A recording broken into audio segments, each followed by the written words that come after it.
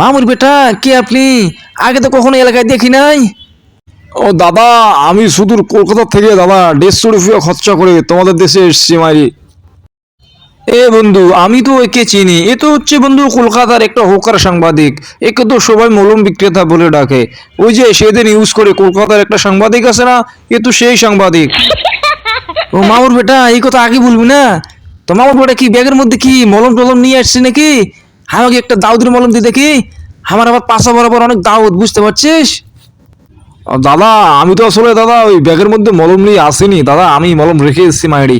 ওই ব্যাগের মধ্যে দাদা আমার ডিএনএ টেস্টের কাগজ আছে, বুঝতে পারছেন দাদা? ওই আমার যে পিতা, ধরেন আমি ডিএনএ টেস্ট করছি দাদা, এখানে আমার 7 জন পিতা দেখা দিয়েছে।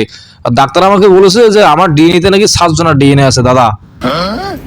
তো মামুর বেটা, তোর ডিএনএ টেস্টের কাগজ ফাগজ নিয়ে বাংলাদেশে কি জন্য ঘুরে বেড়াচ্ছিস রাস্তায় রাস্তায়? দাদা ওই সমস্যা তো ওইটা দাদা, ওই আমার মা হচ্ছে আজ থেকে 30 বছর আগে দাদা ওই 10 টাকা করে সার্ভিস দিতে, বুঝতে পারছেন দাদা? ওই অ্যাক্টিভ 10 টাকা।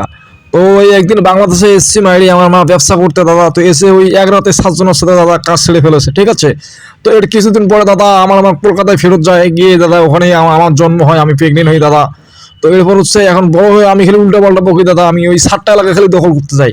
আমার মাথায় দাদা ওই ধরেন চট্টগ্রাম, নোয়াখালী, সিলেট, বগুড়া এই 7টা এলাকা ছাড়া কিছুই বুঝি না। তো এরপর দাদা ওই মানুষ আমাকে ধরে ডিএনএ টেস্ট করালো, ডিএনএ টেস্ট করার পর দেখা গেলো দাদা ওই 7টা এলাকায় আমার 7টা বাপ আছে দাদা, মানে আমার জন্মের পিছনে 7 জনের অবদান আছে। ওই এই জন্য দাদা ওই আমার এই সমস্যাটা হয়ে গেছে দাদা, এই জন্য আমি এসেছি আমার বাপ দাদার এলাকা দখল করতে হবে দাদা, বুঝতে পারছেন দাদা? এই সমস্যাটাই দাদা, আমার বাপের এলাকা তো 7টা এলাকা দাদা, বুঝতে পারছেন না? মামুর বেটা কি বলছিস? উল্টা পাল্টা গাঞ্জা মাঞ্জা খাইছিস নাকি? তুই একে সামনে ব্রাহ্মণবাড়িয়ার বর্ডারে খালি যা মামুর বেটা, ব্রাহ্মণবাড়িয়ার লোক তো 7টা বাপের নাম ভুলে দিবে।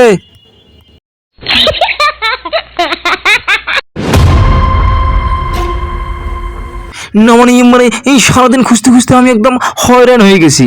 দাদা বলছিলাম যে এদিকে কাউকে যেতে দেখেছেন? কি বলছিস উল্টা পাল্টা? মামুর বেটা দারোয়ান, তুই আবার কোত্থেকে আইলি বে?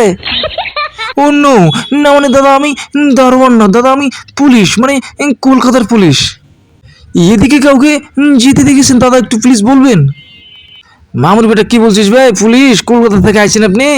ওই কিছুক্ষণ আগে তো একজনকে দেখলাম, সে নাকি বাংলাদেশে আসছে দখল করতে, তার বাবা নাকি 7 জন, তার সে নাকি 7টা বাবার এলাকা দখল করতে আইছে মামুর বেটা। ওই সামনে মোড়ে একটা পাগল ছাগলের মধ্যে কিসব উল্টা পাল্টা বকছে, ওই সেটা নাকি? ও নো, আমি তো তাকে খুঁজতেছিলাম। সে ছিল একটা মানসিক প্রতিবন্ধী, মানে সে পাগল, সে গোবর খেতে খেতে পাগল হয়ে গেছে। এই জন্য সে পাগলাগারদ থেকে পালিয়ে এসে এখন উল্টো পাল্টা বলতেছে। মামুর বেটা ওই সামনে মরে যাচ্ছে বে, তাড়াতাড়ি দৌড় দেন, তাহলে কিন্তু পাবেন না, চলে যাবে। পাগল সকল আবার কোন দিকে চলে যায় না যায় ঠিক নাই।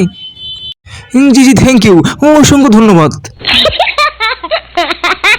হারামজাদা, পাগলাগারদ থেকে পালা এসে উল্টো পাল্টা বলতেছিস? আগে চল পাগলাগারদ, তোর আজকে পিঠের ছাল তুলে দেবো, তোকে গোবর খাওয়া শেষ করবো।